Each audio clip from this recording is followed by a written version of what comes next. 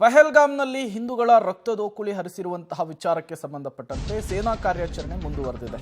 ಪಹಲ್ಗಾಮ್ನಲ್ಲಿ ಹಿಂದೂಗಳ ನರಮೇಧಕ್ಕೆ ನಟ ಧ್ರುವ ಸರ್ಜಾ ಖಂಡನೆಯನ್ನ ವ್ಯಕ್ತಪಡಿಸಿದ್ದಾರೆ. ಉಗ್ರರ ಭಾಷೆಯಲ್ಲಿ ಸೈನಿಕರು ಉತ್ತರವನ್ನ ಕೊಟ್ಟೇ ಕೊಡ್ತಾರೆ ಅಂತ ವಿಶ್ವಾಸವನ್ನು ವ್ಯಕ್ತಪಡಿಸಿದ್ದಾರೆ. ಆದಷ್ಟು ಬೇಗ ಹಿಂದೂಗಳ ಸಾವಿಗೆ ನ್ಯಾಯ ಸಿಗುತ್ತೆ ಅಂತ ಹೇಳಿ ಧ್ರುವ ಸರ್ಜಾ ಮಾತನಾಡಿದ್ದಾರೆ.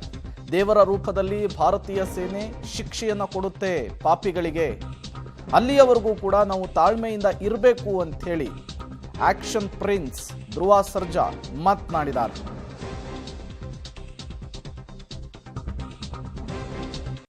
ನಡೆದಂಥ ದುರಂತದ ಬಗ್ಗೆ ನಮ್ಮೆಲ್ರಿಗೂ ಈಗ ಆಲ್ರೆಡಿ ಗೊತ್ತಿದೆ.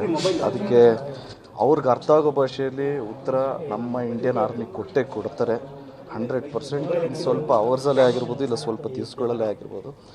ಆಲ್ರೆಡಿ ನೀರನ್ನ ಬಂದ್ ಮಾಡಿದ್ದಾರೆ. So definitely they'll get what they deserve. ಏಕೆಂದರೆ ನಮ್ಮ ಭಗವದ್ಗೀತೆಯಲ್ಲೇ ಇದೆ, ತಾಳ್ಮೆಯಿಂದ ಇರಬೇಕು, ಒಂದು ಎಲ್ಲಿವರೆಗೂ ಇರಬೇಕು ಅನ್ನೋದು. ಸೊ ಇನ್ನು ಸ್ವಲ್ಪ ಅಂದರೆ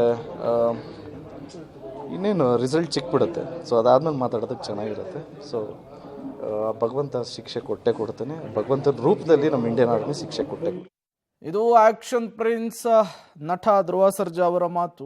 ಈ ಪಹಲ್ಗಾಮ್ನಲ್ಲಿ 26 ಜನರ ಸಾವಿನ ನಂತರವೂ ಕೂಡ ಒಂದು ಟ್ವೀಟ್ ಮಾಡಿದ್ರು ಧ್ರುವ ಸರ್ಜಾ ಅವರು. ಸಾಕಷ್ಟು ನಟರು ಕೂಡ ಇದನ್ನು ಖಂಡಿಸಿದ್ರು.